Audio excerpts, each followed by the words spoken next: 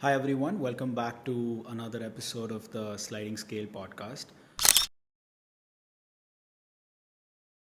We have another exciting guest with us. He's a serial entrepreneur. He educates doctors on personal finance. He's also very passionate about medical education and has also got a few medtech companies to his credit and also into medical consulting. So, an all rounder. And apart from all this, he's also doing his MD pulmonology residency. So, please welcome Dr. Arul. Dr. Arul, welcome to the show. And please tell us a little bit about yourself. Hi, sir. Thank you for having me here. To start off with, I think few of the people from your following or would already know me, but sir has given me a brief introduction. I'm Dr. Arul. So you know me by the name of Learn with Dr. Arul or White Coat CEO. So basically, I'm right now I'm pursuing my post graduation in pulmonary medicine, and previously I've been associated with a little couple of edtech companies as of now. My first one is my Neuraxis Pro. We were one of the pioneers in NEET as a preparation, and the second one, what we are working on right now is Meta Consult, which is another medtech company where we focus on digital presence and digital marketing, and also a telemedicine platform for doctors. And finally, I'm also associated with SurgTest as medical director. So mostly my area of specialty is EdTech, and I am trying to move into health tech as such. And recently, for the it's going to be almost 1 year or so. I'm started creating content on finance and business, mostly on finance and a little bit about business too. That's about me, and I think moving forward, I'll try to get in all the little things that I missed out here. Yeah, so thank you, Dr. Arul. First of all, it's very exciting to hear you talk about medical education and also personal finance for doctors. And, I saw your content on personal finance for doctors, and that's how and when I got exposed to it. And it's always very interesting to talk about these other aspects of life which we don't typically get exposed to as doctors. So, Dr. Arul, you've been an entrepreneur from an early stage of your medical career. But what made you look into these medicine related businesses? So, if you take entrepreneurship as a part is it has always been a part of my life, from my grandfather to father, and my right now myself.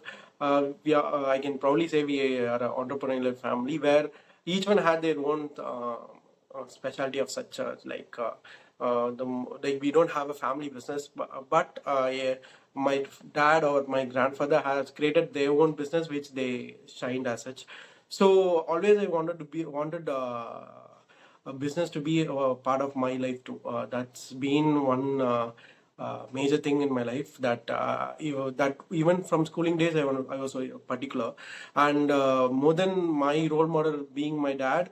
And also one thing from schooling is from 10th standard, my economics teacher, his name is N. Kumar sir. So he was someone who actually gave me a different perspective of economics, and he gave me a lot more understanding of the whole economics and business assets, that even at the early age, like nearly 10 years back. So that made me gave me a strong foundation. And also during my 11 after my 10th standard, also 10th standard, I for 11th and 12th also I selected entrepreneurship as my sixth subject. So in CBS you can select your sixth subject. So I fought for economics, but since biology and economics my exams might clash, the principal offered me entrepreneurship. So that is the beginning of everything. Then I joined MBBS. MBBS, as you know, that MBBS is one time that where thinking out of the box is a crime. A whole of medicine, you can't think out of the box. You have to follow your protocols. You have to be medico-legally perfect, so that all that thinking out of the box is something that you don't have, you shouldn't do in medicine as such. That 5.5 years, I've kept myself dormant. I have not explored so many things that I wanted to pursue. But during the after my MBBS, after my internship, that break gave me ample amount of time to think about it, and also I took a couple of drop years. So those time. Uh, exactly, that is the moment that I started transition. It's like I wanted to explore different things from medicine. That is the third that is the transition phase I was there. I wanted to pursue so many things, but one thing was entrepreneurship. So business or entrepreneurship is something that I was very focused, or I wanted to pursue that, because from the start my dad was clear that I shouldn't be a part of his business. So he doesn't discuss business with me. He doesn't let me into his business. He says, okay, this is what I'm doing. That's all. That will be the whole conversation. But it was his conscious decision to take that. But for me, I was very oriented towards business. I wanted to know in and out of it. But still, this as a doctors, we are entitled to do only one particular thing. So even when I started questioning or asking my dad or my parents regarding the career switch, or I'm planning to pursue something else, they were reluctant as such. They wanted to, you're already a doctor, you can start, if you want money you can start practicing, or focus on your preparation, do your MD. That is what typical Indian parents do. But for that itself, for me to break, it took me 2 years, because first of all I had to be very strong in my thought process. Okay, if I take a decision, I shouldn't go back. That should be the first one. And second one is to convince my parents as such to okay, I am ready for it, I'll be doing it. These are the two things that it took me 2 years to actually get out and pursue something that I dreamt of. So that's how the whole process of entrepreneurship started. So this was back in 2020, where I will be wrong when I say that Neuraxis was the first one I tried, but we had like 50 to 100 ideas that comes to me on a daily basis, where my brother is, like my cousin brother is a techie. So we used to discuss every single possible idea at the time, because it was around the lockdown time also, so he was available for me. So from various sectors, like marketing, from any other food business, food delivery, or even something like shopping. So everything we tried. We also made not even it is not in the idea stage. We put it into rolling. We actually developed a prototype of the apps also. So then the what everyone were, most of them were asking me, why do you want to do this? We are already a doctor. Why do you want to pursue business? But some constructive criticism was, why do you want to try in different sectors? Why not in your own sector itself? So that had a spark in me. So whatever I'm going to do, it's going to be useful for the doctors. That is one point that I took for myself, that okay, whatever I do, it should be in and around for doctors. So that's how, when I started. So I already was in a drop year, so I understood the whole system of competitive exams. So I understood where the questions were, what are the exams around, what is the audience, how many people are writing the exams. So the total accessible market I was able to analyze where was the gap, for which course where there no less competition was there, so no players were there. So these things I was able to analyze in my drop years. That gave me a huge advantage.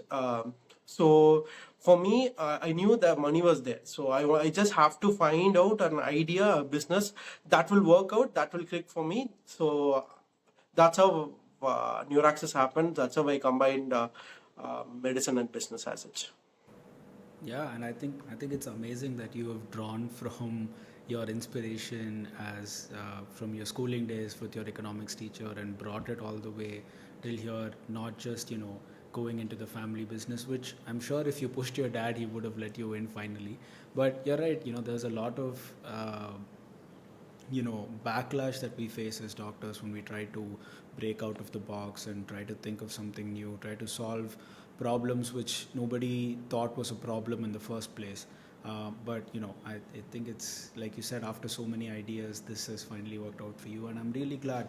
But talking about your Neuraxis Pro, this edtech has been something that has been a booming industry in the last few decades. Like you said, the market cap for that is in the thousands of crores, if not more. So, despite there being so much competition like Miro, Prep Ladder, stuff like that, how did you decide to go ahead with Neuraxis, even though there were so many established players? So yeah, so Neuraxis was it actually started as a educational like content provider app for my friend's YouTube channel. That's how what is Neuraxis was. He started a he was keen on neurology, so he wanted to pursue neurology. So he wanted to put out videos on neurology. So for his video, we provided a PDF notes content. That's how Neuraxis started. So within a week or so, we started getting so many requests for the notes, and through the app, there were more downloads. So we decided why are we giving a valuable content for free. That's how this conversion was taken by me, where okay, we'll put out a price for it, and we'll see whether the person is going to buy it or not. So that's how so that's the name why it's not Neuraxis alone, it's Neuraxis Pro. It's because we had two apps. It was Neuraxis and a Neuraxis Pro version where you can pay and get the whole version. That was the idea. So this is how it all started off. We still talk about it like it all started off with a one phone call. I was pursuing my dream of starting an edtech startup. We something called Scalpel Academy I was working on, which was for 11th and 12th student for NEET UG. So that was work I was working on. I was recording all those videos and everything. The movie and this came up. I didn't want. I felt this idea was a very good idea. So I thought, why not side by side? I do that also. So this is how it started, and what our thought process was. We initially targeted the exam what NIMANS used to conduct, a 6-year MD DM neurology exam, where there were around 2,000 odd people writing that exam. Like NEET PG were around 1 lakh people used to take, but that particular exam alone around 2,000 people used to take. So our ideology was. To target that exam, because none of the players, since it was just 2,000 people taking the exam, none of the players were into that particular exam preparation. So we were very keen on getting the material for that particular course, so that we had a what do you call in business, a blue ocean strategy, where we identified a monopoly where no one was there, so we went in and we were one of the pioneers in doing that. So we targeted that exam alone, and we put out videos, and we started organic marketing and also content for that particular exam.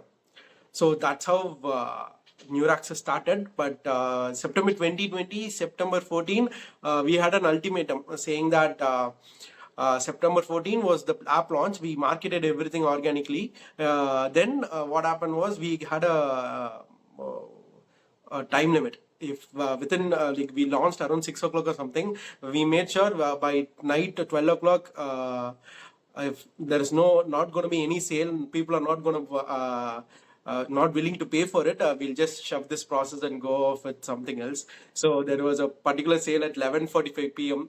So and that kind of sparked everything later. So as you call it, the rest is history. Yeah, that's awesome. I think it's amazing that at the nick of time, some lucky fellow came and saved you, Yeah. and the whole app also. But it's great that you started with a single exam, and now you guys have diversified into multiple exams. So one of the things that you have used social media to talk about, apart from edtech and apart from your consultancy, is the idea of personal finance or financial literacy, especially for doctors. And in your experience, what has been the biggest hurdle for doctors when it comes to personal finance? So we as doctors are not exposed to personal finance as such. So one thing was we are keep earning properly only in the late 20s, or most of them are in the early 30s. So if you compare our peers as such, our colleagues in our school, most of them are settled by 30. Like they have a own car, own house. They are in the peak of their career with already of 5 to 6 years of experience. They're not freshers anymore. But if you consider from our side, it's completely different. We after MD and DM, we just are moving after DM. We are just starting our first clinic with the first patient. That's how we start earn, like other than the stipend process, but actually to settle down and get your own setup, and also your start properly start to get when we start earning, it will be around 32 or something, mostly 30 plus. So in case if you're not studying in a government college, you also be having education loans are under you, car loans, house loans, all that you have to tackle. And only advantage we have is we don't have retirement for age. We can practice till the day we die. So that is one advantage, but the major disadvantages, we are studying by 30. And if to people who understands personal finance and compounding, a person who started to invest at 20, a person who starts to invest at 30, even though if you invest double or twice the amount from the 30, you can't match what a 20 what you invest from a 20-year-old. That'll be a drastic difference. So just to take numbers into consideration, if you start investing from your 20, like 2000 per month, and in your 30s 2000 per month, end of the day you'll be your you 10 this 10 years will have a 7 times impact. So your net worth will be 7 times. So at 60 years you'll be having just 1 crore when you start investing at 30, but at 20, if you start investing, you'll be having 6 to 7 crores. So a life after with 6 to 7 crores is way more uh, way more sophisticated than a life with 1 crore. So this is what I've been trying to put it out in my channel. That is the idea which triggered me to start this whole content creating process as such. Yeah, I think the idea of compounding is so alien to us. We are very used to a very linear growth in terms of finance and in terms of anything else that we tackle. And compounding is something that is difficult for us to wrap our minds around. And like you said, the literacy amongst doctors is very poor because we don't get exposed to anything else. We're constantly just studying or working. And by the time we come out into the real world, which is early 30s or mid 30s, it's too late. So yeah, and I hope you have the ability and the opportunity to reach a lot more people. But now I'd like to talk about a little bit of your personal life and how you have been a resident, a CEO. You have run a successful social media channel, and your business. So you've been running all of these things simultaneously. But what were the things that helped you juggle all of these things together? How did you manage your time? What did you do to stay on top of all of these things? um, like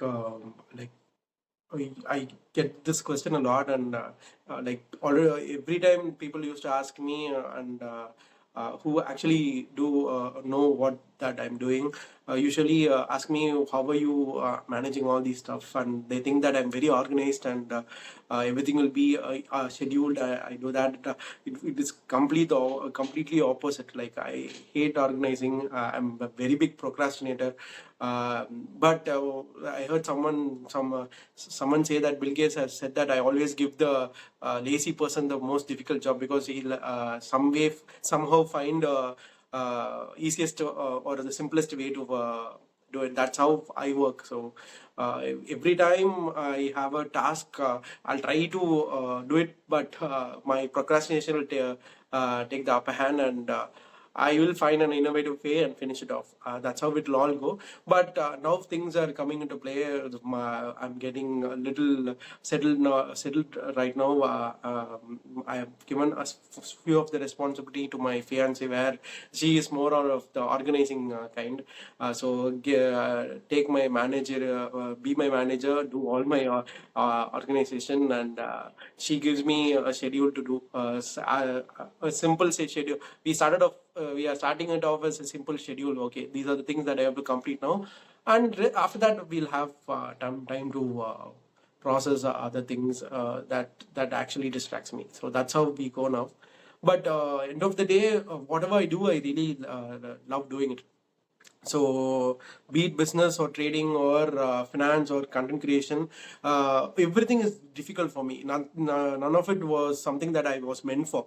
Business is something that I started pursuing after 2 years of not having the courage to pursue it. Even for content creation, I still have the first video where I've taken 400 takes.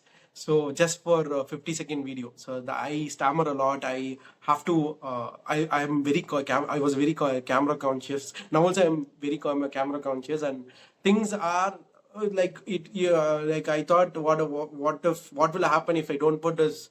What will happen if I put also? Some people are gonna mock me. That is gonna be okay, but still, I am facing my fears. That is what I usually. The big start off with, and then moving forward I'll start loving the process, and I'll more recognition of or if someone is saying that I started investing because of you, or I have learned from your app, or these are the things that actually keeps me going. So if you say all these things I do because I really love doing them. So that's how things have been. But now I am coming into the real world. I'll be no more a student. We are finishing off the residency into the remote world. So I'm trying to get more organized as of now, getting things more seriously, because sometimes if I don't want to do something, I don't do it. That's how I've been. I don't want to there has been. I always keep a balance between work and life as such, and I'll make sure that whenever I work, I'll get an ample amount of time that I'm free. I do the things that I want to do or have fun or something. So this whole process of loving it, and then getting it organized, and then finally balancing the work-life balance have kept me going all through all these 3 years. It's awesome. Spoken like a true entrepreneur. Nobody really has that shit figured out. So we all figure it out as we go along, and I'm very happy that you gave such an honest and insightful answer. So there's something when I was going through your page, there was a philosophy that I came across called IMDEX funds, or IMDEX funds. Yeah. And I found it to be very intriguing, but I'd like to hear you talk about it. So for every person that comes up to me and asks me, Arul, where do I invest? I tell them to invest in index funds. So index funds are collectively top 50 companies in India that are being put up by India itself or the government itself. So we can invest, and those are very safe, and it actually beats your FDs and everything, and gives you ample returns, even beating the inflation by a larger margin. So index funds are the go-to thing. If you ask any finance influencer, he's gonna tell you about index funds. But moving further from index funds, what I personally have learned is an average millionaire has 10 sources of income. So if you think about it, even if you are even a cardiologist or a neurosurgeon as such, in a stop of his game right now, you can't you'll be having the same source of income from different hospitals as such, but the incomes won't be segregated. So what I'm coming to say is, we have to try to make our money work for us. That is the major thing. So make the money work for you. This is the ideology behind any finance or millionaire that is working towards achieving that goal. So for me to understand that part itself, it took me a little more than a year, because I was keen on developing the 10 sources of income. I didn't know where that 10 sources will come. Okay, I can practice, I can trade, I can start couple of businesses. I can handle more than three businesses at the same time. So I thought, what else should I do? That's when this IMDEX formula came in, where you actually IM is something that when once I started earning from my business, I started to invest as such, and I started to reinvest in my business. And the third major part I was doing was reinvesting in myself. So I identified at that point, I was few of the skills were lacking in my business. So I identified those skills. I trained myself in that skills. So I started improving myself. So everyone that is gonna ask me, even in who the people who are particularly in their early 20s are, that is the time that IM index formula works like wonder. So you have to make time for yourself, move out of the MBBS or medicine books, and teach yourself a high paying or high demand skill, so that later on in your life it will be a very good it will be a very one of the major sources of income. So what I did was, my business lacked digital marketing. So I wanted that digital marketing, because it was the peak of COVID. Digital marketing was the one that was happening. No other marketing was there. So I put whatever money that I got into pursuing a high, well organized or a high. From a top tier college, I completed a digital marketing course that actually has given me returns multiple times. That like still, even though I'm doing my residency for the past 3 years, I've been a digital marketing consultant, and I'm earning. That is one source of my income. And in future also, my one of my companies will be focusing on digital marketing, and the whole thing started when I started to pursue digital marketing as such. So the IMDEX formula is, whenever you're earning, first start off with investing in yourself. So even now, even till yesterday, every month I used to learn about new things. So I used to buy a paid course, or you turn to YouTube for free content. I try to select one particular thing that I really need to understand, and then learn it. So that's how the whole process goes. Yeah, that's awesome. I think the thing that people tend to forget, especially as doctors, is that once you get out of residency or once you get out of medical school, you stop learning, and you kind of become stagnant, and you don't really think about learning new things, especially learning new skill sets. It's a very high friction task for us to be able to go out there, put ourselves into an uncomfortable situation, and learn new things. So yeah, I hope a lot of people internalize this idea, but it was a phenomenal way to phrase it. So the other thing I wanted to talk to you about is, you also run a business called Meta Consult India, which helps doctors with digital marketing, which you just spoke about. And in your experience with this company, what do you think doctors need to learn about digital marketing? Because it's a very difficult economy, it's a very competitive field, and so it's definitely something that can give them an edge.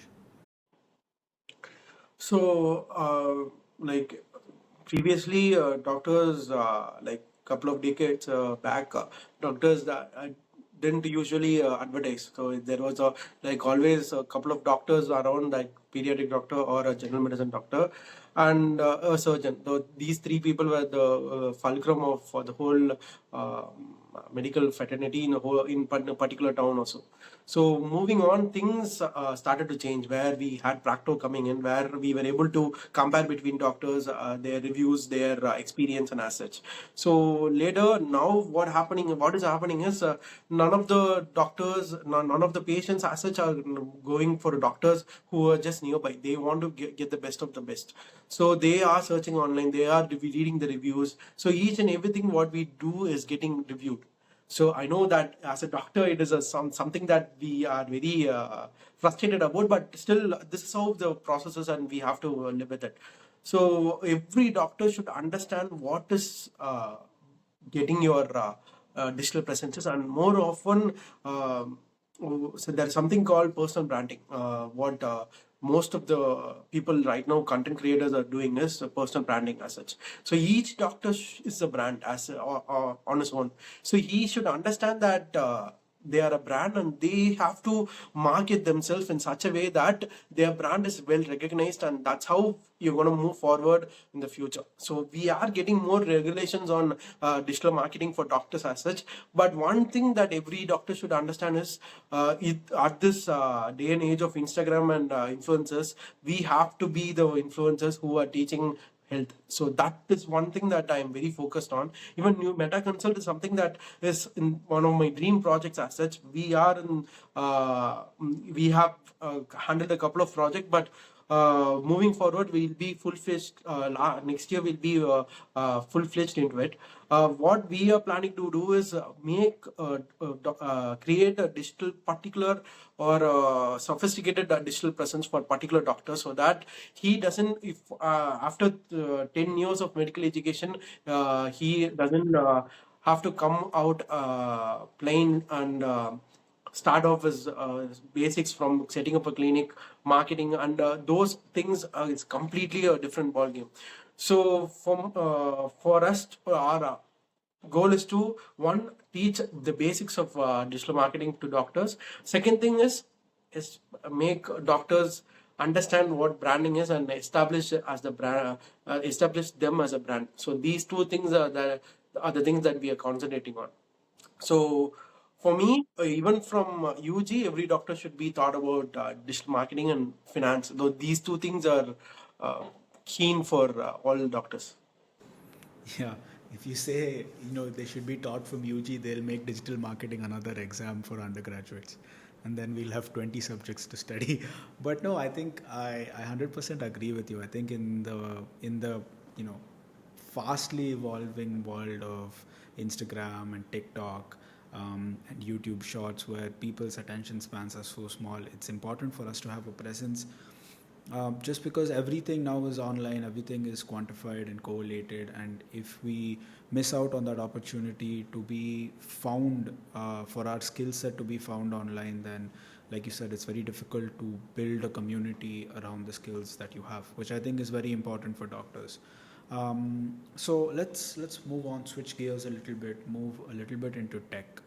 You've spoken a lot about AI and how it's going to impact radiologists and non-surgical branches. But in your opinion, how do you feel it's going to change the healthcare landscape in the coming decade or so? Yeah, coming like when I started posting content, it was the growth of AI and artificial intelligence as such in healthcare industry is getting exponentially. It is exponential, matter of fact.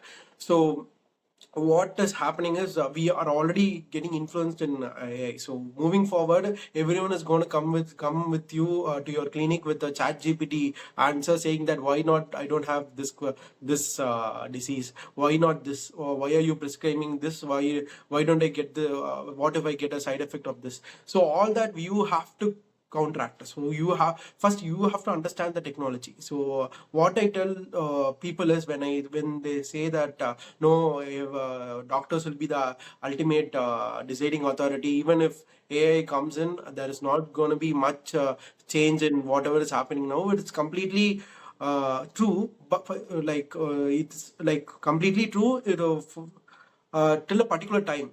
So what will happen next, what I predict, or what is already happening is, the radiology is something that is very the endangered as of now, because AI has been people have been training AI models for radiology from a really really long time. So for like 2 years back, we had a research process. Like we had there was a competition in Korea or Japan, where AI was able to detect 92% of the images or results, where doctors were able to get only 87%. Now what is happening is, there was an article last week that AI detected a early change in mammography, was one specule that was a cancerous lesion, even before doctors could identify, even before it was found out. So this change is there will be a fundamental change where AI will be able to detect even the small minute process, and the doctors just have to overlook whether that is detecting correctly or not.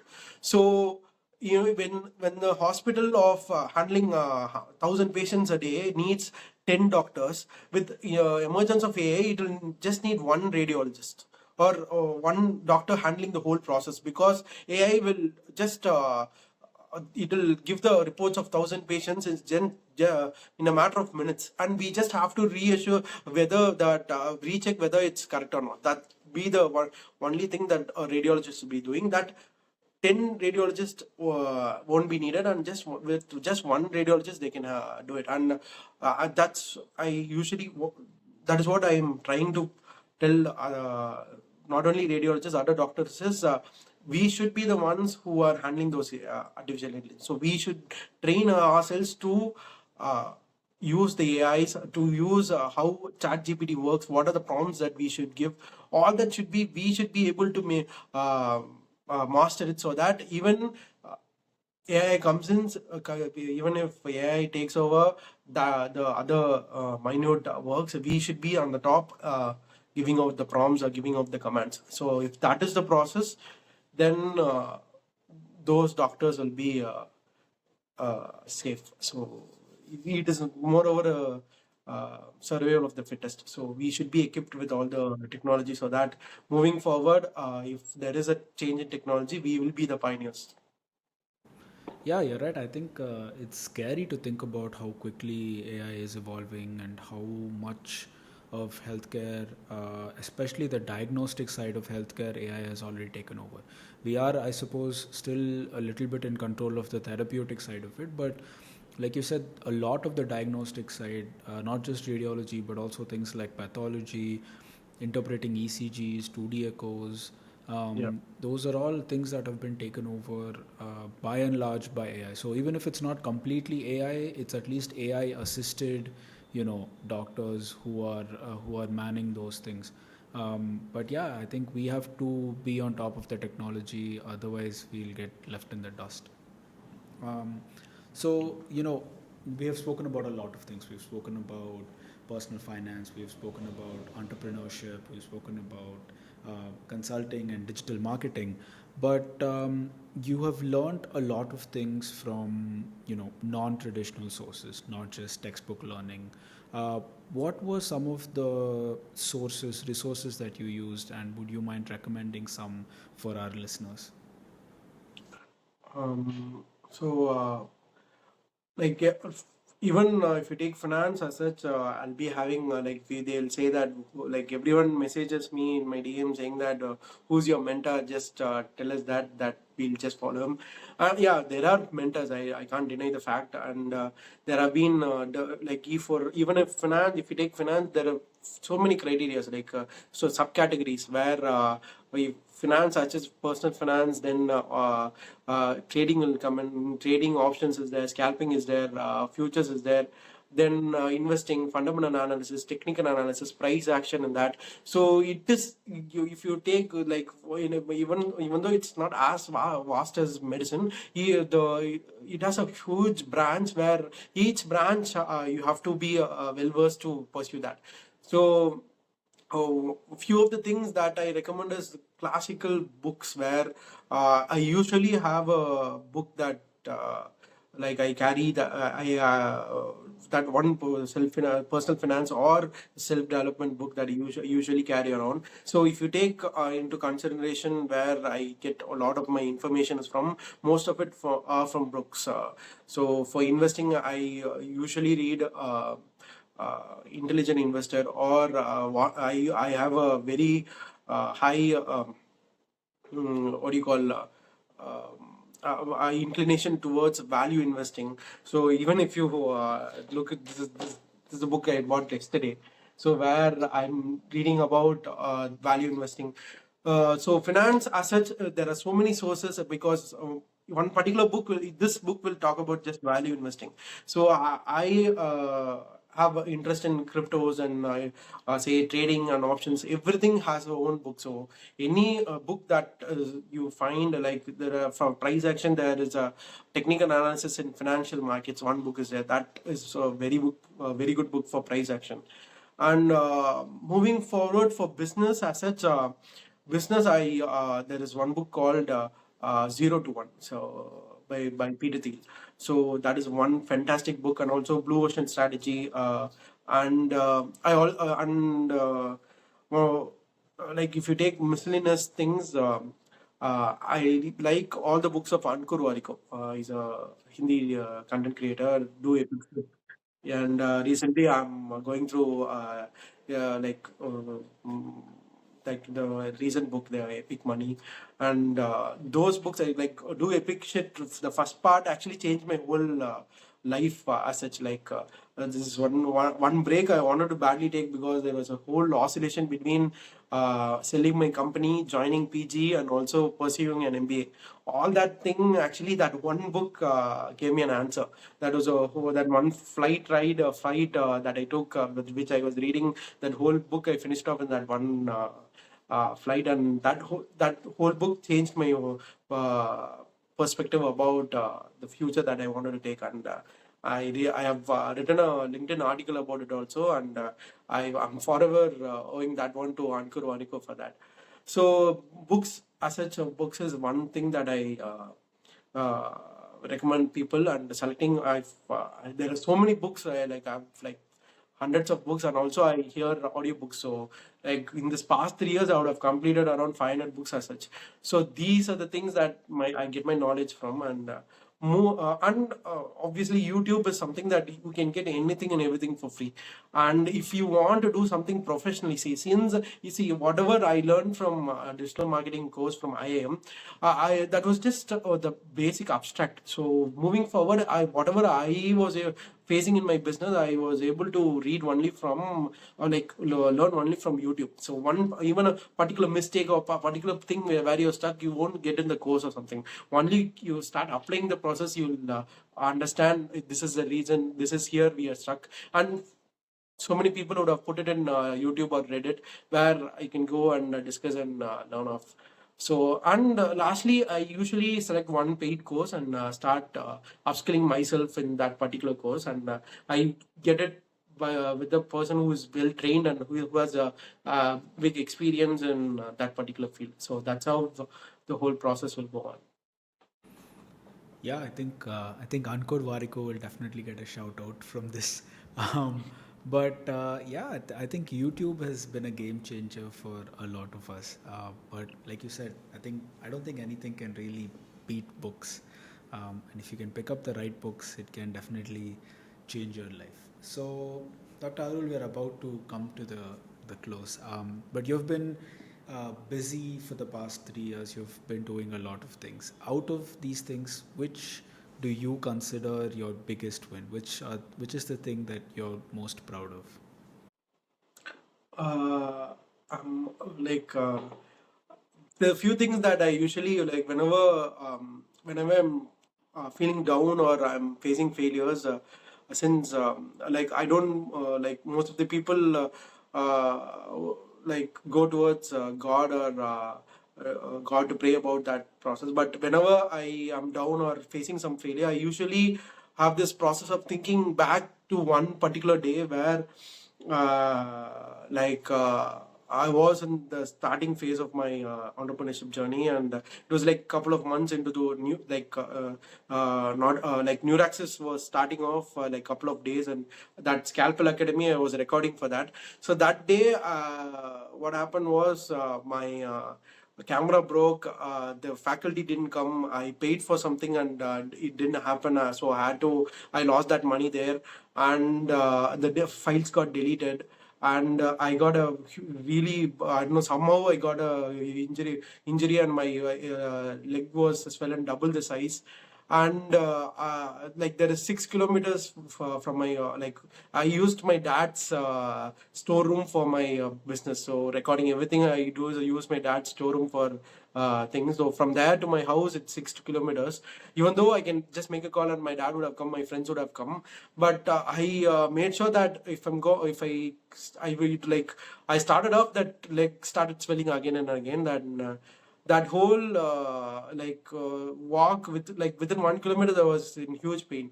So that I want to know, like I was thinking why it is not going forward, why not, like I have two business in my hand and none of it is not taking off to the extent that I thought.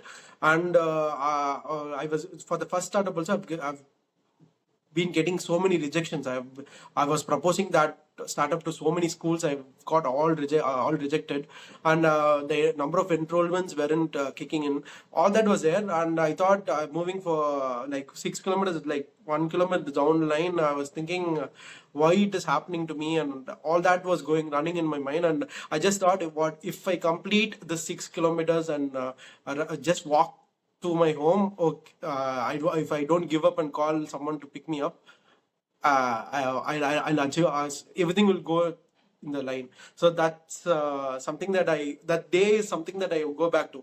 Every difficult thing, like even in academics, something happens, my thesis is not getting agreed, or nothing is not like I had to change my thesis one day before my submission. So even that time, I was not disheartened because I walked off that 6 kilometers. Why not this day? So that is something that I'm very proud of. Where like as a young entrepreneur who's just starting off without any knowledge, I have a LinkedIn article saying that Arunachalam paradox. My dad gave me, like since I was pestering for 2 years, he finally told me that okay, this 30 lakhs is for your private college fees. So this if you don't if you want, if you take this 30 lakhs and then you start off a business, you do your business until you finish off this 30 lakhs. If you don't if you if the moment the 30 lakhs is finished, you have to come back and forget all your business, you have to do your MD. So this was the ultimatum that he gave me. So that is one of the proudest thing that I use now. Also, I tell him is it's been 3 years down the line, and I've just used approximately like 10% of what he gave. So the most amount of money that I've used is as 3 lakh rupees. I still ask him, where is the rest of the 27 lakhs? I need it now. So that's how that is one of the proudest moments of my life, where I was given some amount and I started off.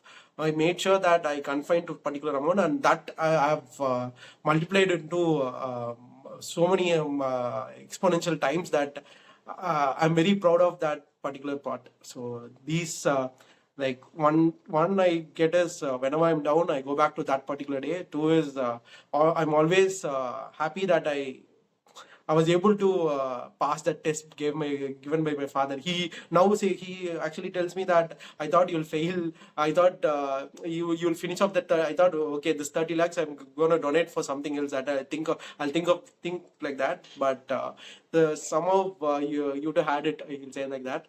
But I'm very fortunate because. that trigger, and also when I needed the most to start, like one particular point, my mom pitched in, and then from that only things started off. So for me, more than my medicine business is my is something that I started off from scratch, and I'm very proud that I'm this. So these two things are very much like something that I'm very proud of, and I usually make sure that I tell this point once or twice to my parents, so that they remember that time. And lastly, I achieved my 20-year goal of buying my dream car. So all this coming in, things have been like these are the things I'm proud of. And lately, I've found my better half. So that that is also a major plus. That's awesome. That's awesome. Adanda idanda Arunachala nandanda and சொல்லிட்டு வந்துட்டீங்க நீங்க. Adira. Yeah, so Adira. That's amazing. That's amazing. Dr. Arul, that's such a fantastic story, and I absolutely loved it. I'm going to remember that 6 kilometer story, and hopefully, I'll get an opportunity to tell it to other people. But so that brings us to the end of our episode today. Thank you so much, Dr. Arul, for taking time out of your busy resident life and coming and talking to us. And I hope we are able to reach a lot more people with this podcast, and hopefully we can make personal finance and entrepreneurship a mainstream thing for doctors. Thank you so much. Thank you for having me, and thank you for patiently listening to all my stories. And No, I hope this this is reaches it was my few more pleasure. I doctors. had such a good time. Yeah, thank you. Yeah.